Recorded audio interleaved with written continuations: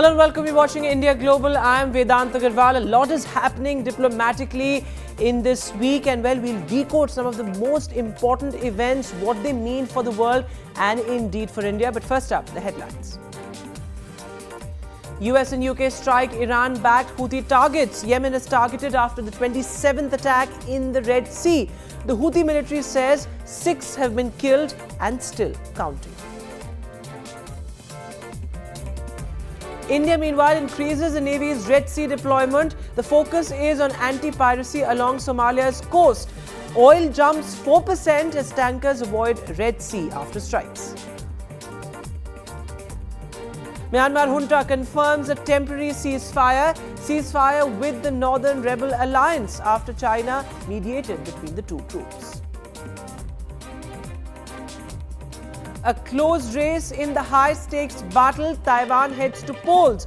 China to the US says do not interfere in Taiwan. And amid the row with India, China says it's firmly opposed to external interference in Maldives as President Muizzu winds up his first overseas visit. China jumps into the India-Maldives row and says that, well, Maldives is equal. And our big exclusive on NDTV this week, Sameera Prakash speaks to NDTV, the first Hindu woman to contest the Pakistan polls.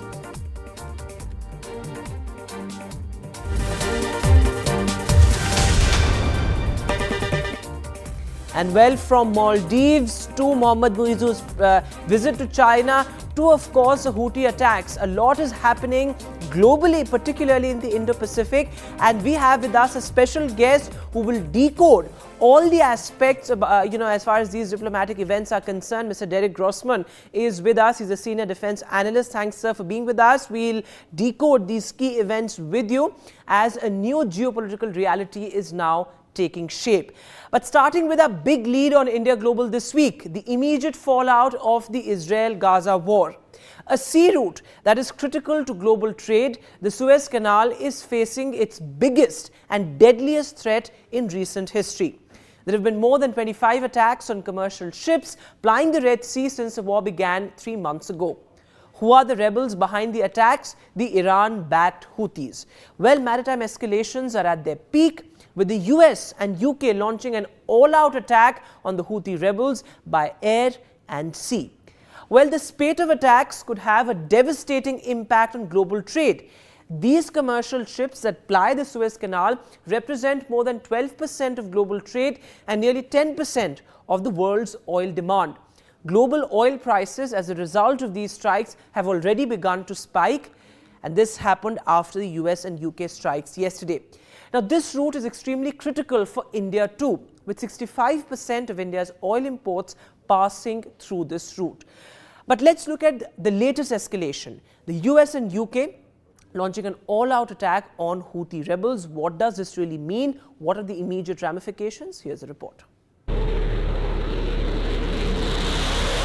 The latest in concerted joint strikes by the US and UK against the Yemen's Houthi fighters. Air, ship and submarine strikes on Thursday after repeated warnings to the rebels. On target are weapons storage, air defense and logistic facilities of the rebels who have continued to attack ships in the Red Sea despite the warnings. US and UK forces were able to down 18 one-way attack UAVs, 2 anti-ship cruise missiles, and 1 anti-ship ballistic missile when these weapons were launched towards international shipping lanes where dozens of merchant vessels were operating. The strikes are the first on Yemeni territory since 2016 and also marked the first military intervention by the US in Yemen. The Houthi military claims lives have been lost and Iran warns of retaliation. The raids have led to martyrdom of 5 and injuries to 6 others from the members of our armed forces. The strikes against the Houthis came as US Secretary of State Anthony Blinken wrapped up his visit to the Middle East. We've been focused on a number of key objectives.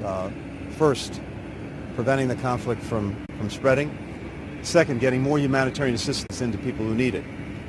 3, increasing protection for civilians. 4, getting hostages out. And finally, continuing to support Israel in its efforts to make sure that October 7th can never happen again, and so that this conflict can end.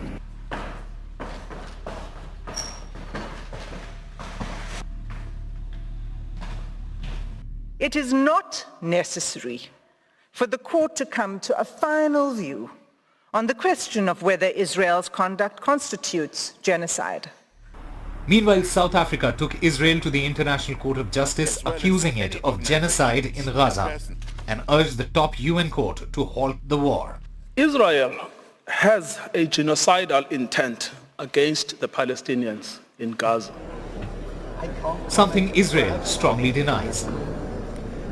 To weaponize the term genocide against Israel in the present context does more than tell the court a grossly distorted story.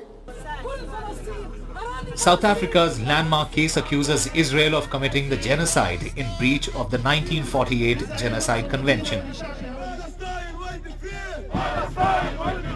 With Vishal Vivek, Usama Shah for NDTV. And well, Derek Grossman is with us, of course, a senior defense analyst, somebody who watches this region very, very closely. Mr. Grossman, how do you look at the attacks on the Red Sea, on these commercial ships? What ramifications do you think it will have for global trade? Of course, the strikes that we saw by the U.S. and U.K. on the Houthi rebels in Yemen, it's very concerning because the Houthis are supported by Iran, and it risks the possibility of a greater conflict within the Middle East, which is going to have ramifications, obviously, for everyone in that region, but also globally, because it could bring Iran and Israel, as well as the U.S. And potentially countries into armed conflict with each other. And of course, as you mentioned, there's the global trade aspect, right? So you have the Houthis firing at ships that are going that are moving along a major sea route, and so the United States, with several other countries, have decided to work collectively to secure that sea route. And this is all about the U.S. trying to maintain some measure of peace and stability in the region. But of course, when you take action, an armed group, it also raises the possibility of greater armed conflict. So it really is a careful balancing act that Washington, as well as other countries, must play. Absolutely. Very worrying indeed, Mr. Grossman. Do stay with us as we look at the other big story as well. Well, from tensions in the sea to the standoff in India's backyard. The Maldives has been dominating headlines in India this week. Well, celebrities, netizens, top politicians were up in arms against the island nation after a Maldivian minister made derogatory remarks against the Prime Minister's visit to Lakshadweep. But we look at the larger picture, shifting dynamics in the Indo-Pacific. China and India have been vying for presence in the island nation for decades. But our side of the world is witnessing a new geopolitical reality. And that, of course, is deeply rooted in the economic slowdown. Take a look at this report.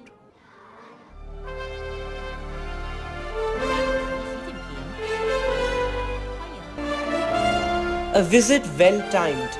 Maldives' bonhomie with China on display amid its diplomatic standoff with India over PM Modi's photo op in Lakshadweep.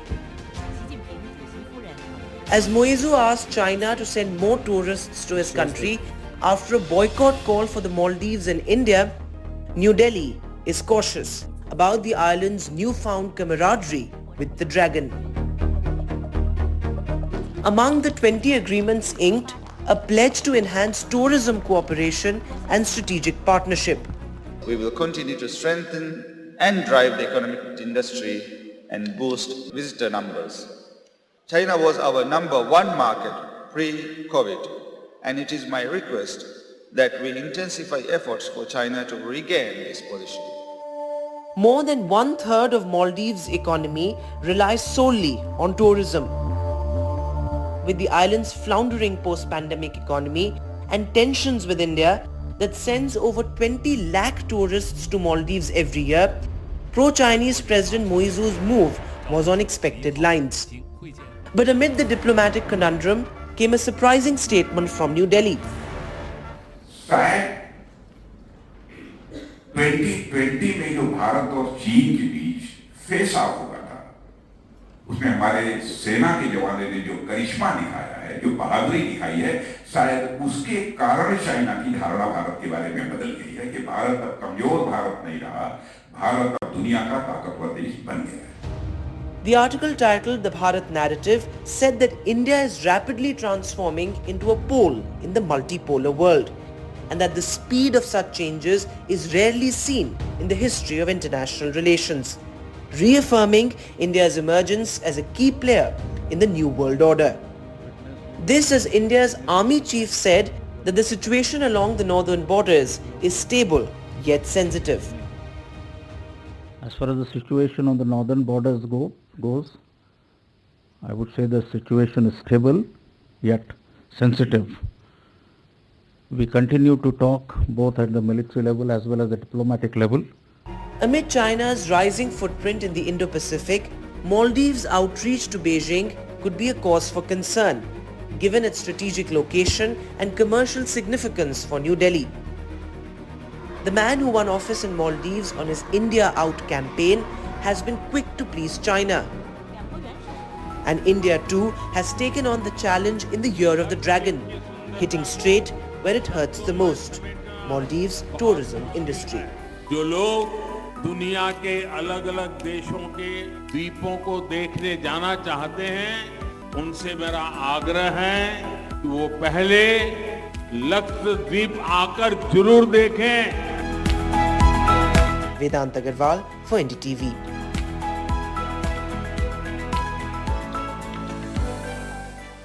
And when Mr. Derek Grossman continues to be with us, Mr. Grossman, how do you look at Mohammad Muizzu's visit to China?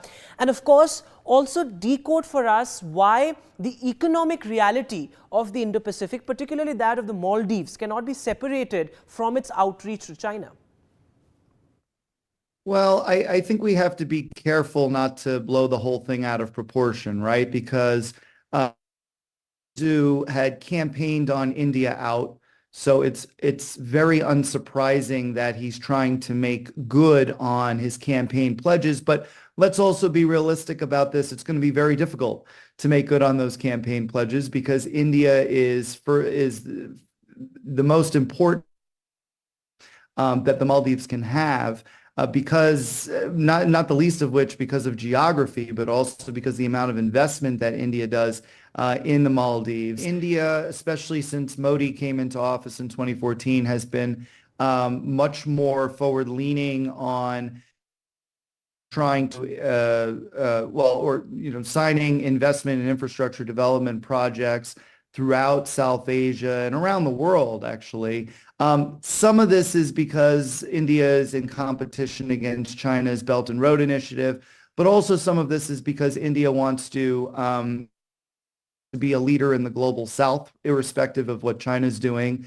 I think Maldives is a part of that. Now, China in the past has been able to do things at a very fast pace and usually, relatively cheaply, right? But that doesn't mean that China's the only game in town. And in fact, there are some serious concerns about the quality of the infrastructure that China is building, and also the potential for smaller countries, to become, debt-ridden because of the BRI agreements they're signing. So there's certainly an opening for India, which I think India over the last few has, been able to take advantage of. Absolutely, Mr. Grossman. And indeed, it's a larger story about a new geopolitical reality as well, because India's stand has also been rather firm and unwavering. But stay on with us as we also look at the crucial elections in India's neighborhood. Of course, 2024 is an election year, and in the shadow of China, an island is asserting its identity. Taiwan goes to polls on Saturday in the high-stakes elections. But will this escalate its conflict with China? That is the big question. Take a look. We do not provoke or surrender. We have won the trust of the international community with unparalleled credibility to face China confidently and calmly. China will surely be reunified, and all Chinese on both sides of the Taiwan Strait should be bound by a common sense of purpose. 以更大力度。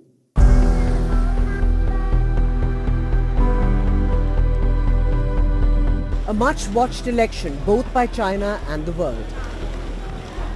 Taiwan will vote on the 13th of January, and both Taiwan's president and Xi Jinping have upped the ante.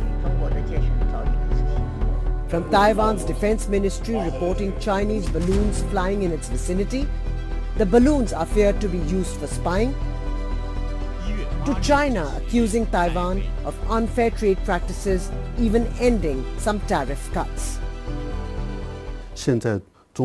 China is interfering in Taiwan's elections using many platforms such as Douyin or TikTok.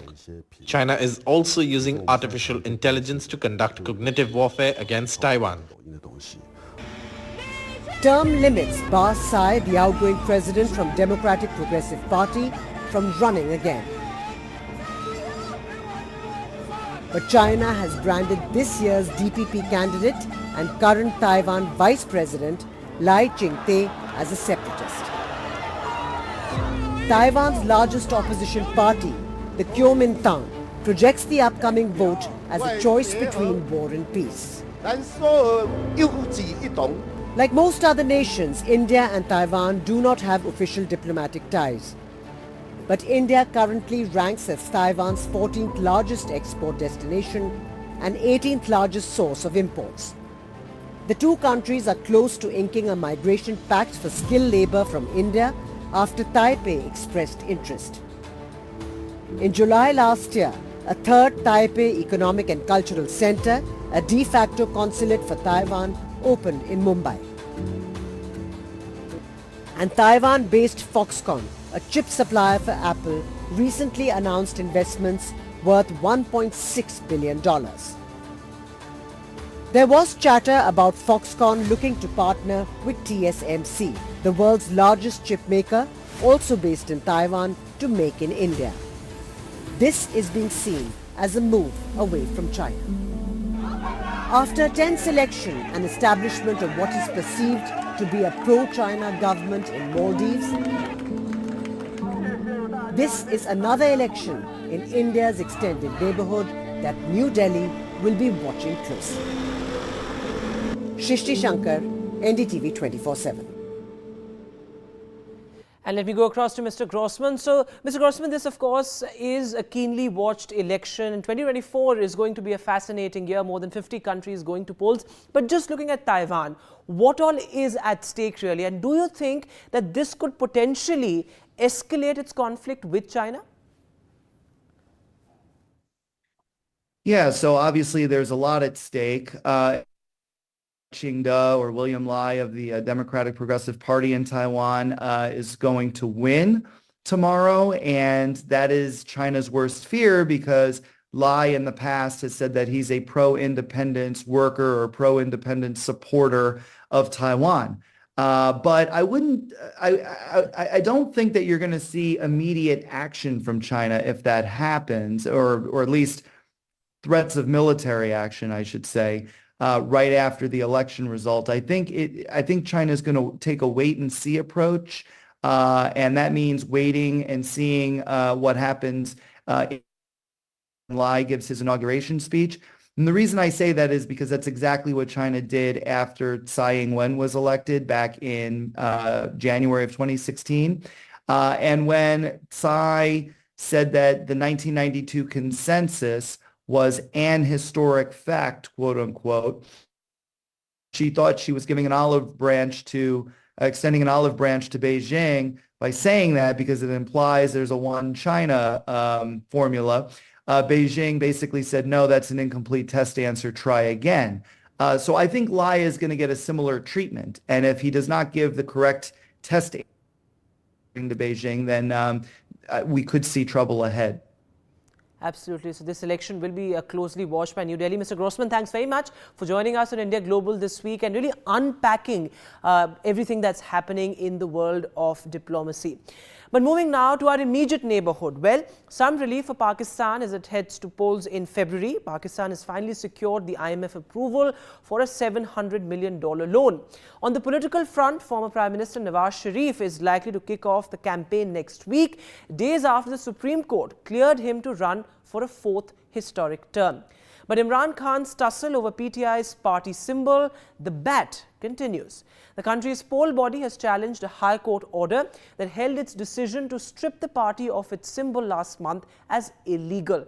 And in more bad news for the PTI, former Foreign Minister and PTI's Senior Vice President Shah Mahmood Qureshi has been also declared ineligible to contest, and Imran Khan, of course, still remains behind bars. So, well, while a lot is at stake, it's going to be another chapter in Pakistan's volatile politics. We have a very special guest on India Global this week. Saveera Prakash is joining us live from Pakistan. She is the first Hindu woman in the history of Pakistan to contest for Parliament. Saveera, thanks very much for joining us on India Global this week. मेरा पहला सवाल आपसे ये होगा कि आप का जो इलेक्शन बिड है और आपको ना सिर्फ हिंदुस्तान में बल्कि पूरे बड़े सगीर में, पूरे सब कॉन्टिनेंट में as a metaphor for minorities देखा जाता है in South Asia. What is really the situation of minorities in Pakistan in your opinion? Minorities तो मतलब हर कंट्री में माइनॉरिटी ही होती है ना, मतलब वो पाकिस्तान हो या इवन यूरोप हो. तो कंसर्न्स यहाँ पे मतलब काफ़ी डिफरेंस है. जो हमारा एरिया है, जो डिस्ट्रिक्ट बुनीर और सिंध, ये दोनों कह ले कि पाकिस्तान के डिफरेंट कोने हैं. तो सिंध में वो काफ़ी मतलब रिपोर्ट्स आती है फोर्स कन्वर्जेंस की और इस तरह की. यहाँ पे बहुत ज़्यादा पीसफुल माहौल है. यहाँ पे जो हमारे मतलब कम्युनिटी है ना, वो पश्तून KPK में पश्तून कम्युनिटी रहती है. तो उन लोगों ने हमें भी एज पश्तून एक्सेप्ट किया हुआ है. हम उनकी रिस्पेक्ट करते, वो हमारी रिस्पेक्ट करते. हम उनकी रिलीजन और उनकी ट्रेडिशंस और कल्चर को रिस्पेक्ट करते, वो लोग हमारी करते हैं. तो वो रिसिप्रोकल है, रिस्पेक्टफुल. यहाँ पे जो मेरा डिस्ट्रिक्ट है, यहाँ पे बहुत रिस्पेक्टफुल है सारा कुछ जी. और पाकिस्तान में इस समय क्या हालात हैं? क्योंकि अब कई कंसर्न्स ये भी हैं लोगों को कि पाकिस्तान में इलेक्शन होंगे भी या नहीं, क्योंकि अभी रेजोल्यूशन पास हुआ. हालांकि अब लग रहा है ऐसा माहौल बन रहा है कि वहाँ पे इलेक्शन हो. लेकिन आपको लगता है कि अगर इलेक्शन होंगे तो वो ट्रूली फ्री एंड फेयर होंगे in letter and spirit, given the fact that काफ़ी लोगों का यही मानना है कि ultimately military will end up calling the shots? जी, इलेक्शंस मेरे ख्याल से तो होंगे ही, और होपफुली टाइम पे, क्योंकि हमारे पार्टी का भी यही स्टांस है कि अपने टाइम पे हो जाए. और हाँ, इस चीज़ में भी अब है कि ट्रांसपेरेंसी है वो भी मतलब इस दफ़ा मतलब फुल मतलब ये ट्राई है हर पार्टी की हर लेवल पे कि बिल्कुल जेन्युइन, बिल्कुल मतलब कि जो वोट है उतना ही मतलब टोटली जेन्युइन वोट्स इंशाल्लाह इस दफ़ा होंगे. जैसे कि आपने कहा कि हर मर्तबा जब भी पाकिस्तान में इलेक्शन हुआ है उसके बाद कहीं ना कहीं इंस्टेबिलिटी का माहौल बना रहा है, चाहे वो पॉलिटिकल इंस्टेबिलिटी हो या फिर as a result economic instability हो. तो आपको क्या लगता है, not just as somebody is contesting but as a citizen of Pakistan, आपको क्या लगता है कि स्टेबिलिटी, अमन और शांति पाकिस्तान में कैसे रिस्टोर करी जाए? ये इंस्टेबिलिटी तो मैं वैसे मतलब मेजरली जो ब्लेम करती हूँ ना, एक तो जो हमारा कॉन्स्टिट्यूशन बहुत लेट बना था 1973 में, तो और दूसरी बात कि हमारा अभी भी लिटरेसी रेट बहुत कम है. और मतलब इवन हमारे डिस्ट्रिक्ट में अभी लिटरेसी रेट 48% है, वुमेन लिटरेसी रेट 25 to 29% है. तो मैं इस चीज़ को थोड़ा ब्लेम कर रही हूँ कि ये जो फीमेल रिप्रेजेंटेशन भी कम है ना. पर जिस पार्टी से मैं हूँ, पाकिस्तान पीपल्स पार्टी, वो इन चीज़ों को मतलब वो सारा कुछ देख के मतलब अभी हमारी ये वुमेन रिप्रेजेंटेशन भी ऊपर ला रही है. इंक्लूसिव है हमारी पार्टी कि माइनॉरिटीज़ को भी, इससे पहले भी हमारे हरी राम साहब اور ڈاکٹر مہیش ملانی صاحب بھی مطلب الیکشنز کے تھرو لڑتے رہے ہیں. سینٹ میں بھی مائنورٹیز ہے, کرشنا کوہلی ہے, پھر انور لال دین ہے, مطلب سینٹ میں بھی ابھی ریپرزینٹ ہماری پارٹی سے ہی ہے. تو ہماری پارٹی اپنی طرف سے تو ٹرائی کر رہی ہے انکلوسیو ہونے کی. یہ جو انسٹیبلٹی مطلب یہ ان ریپرزنٹیشن کی وجہ سے کہ مائنورٹیز کی ریپرزنٹیشن تھوڑی کم ہے, وومن ریپرزنٹیشن بھی بہت زیادہ کم ہے, تو اس چیز کو تھوڑا بیلنس آؤٹ کرنے کی ابھی ہماری پارٹی تو اپنی ایفرٹس ٹوٹلی مطلب کافی زیادہ کر رہی ہے. جی, اور ہندوستان سے جہاں تک امن اور شانتی کی بات کا سلسلہ ہے, اس حوالے سے آپ کو کیا لگتا ہے کہ آگے چل کے کس طریقے سے ٹیبل پر بات ہو سکتی ہے؟ کیونکہ دیکھیں انڈیا کا سٹینڈ بہت کلیئر ہے کہ ٹیرر اور ٹاکس ایک ساتھ نہیں چل سکتی. تو آپ کو لگتا ہے کہ پاکستان کہیں نہ کہیں ہمیشہ ٹیررسٹ کو, ایکسٹریمسٹ کو شیلڈ کرتا آیا ہے, جس وجہ سے ہندوستان کے ساتھ جو بات چیت کا سلسلہ ہے وہ آگے نہیں بڑھ پا رہا ہے؟ نہیں, ایسی بات نہیں ہے. بیسیکلی بات جو مجھے نظر آتی ہے کہ ہماری کنٹری وہ جیسے کہ آپ نے بتایا نا کہ انسٹیبلٹی میں ہی ہے, مطلب پولیٹیکل انسٹیبلٹی بھی ہے, اکنامک انسٹیبلٹی بھی ہے. تو اس لیے تھوڑا مطلب ہماری کنٹری کو ایز ویک تھوڑا وہ سمجھ کے یہاں پہ مطلب شیلٹر ہو رہے. پر وہی بات کہ مطلب جو امیج تھا کے پی کے کا تو وہ مطلب نہیں ہے. مطلب ایون کہ مائنورٹی فیمیل, یہ میں مطلب اگزامپل کائنڈ آف کھڑی ہوں کہ میں سیف فیل کر رہی ہوں یہاں پہ, جو کہ ڈسٹرکٹ بنیر مطلب بہت بیکورڈ ایریا ہے, یہاں پہ میں سیف فیل کر رہی ہوں. تو ابھی یہ چیزیں پریولنٹ نہیں ہیں. جی بالکل سویرا, بہت شکریہ آپ کا ہمارے ساتھ جڑنے کے لیے انڈیا گلوبل پہ, and all the best to you as Pakistan heads to polls. Of course, it's going to be an interesting week, an interesting month, an interesting year ahead for global politics, for diplomacy, and of course, India Global will be a one-stop shop for all of that. That's all the time that we have this week. Goodbye.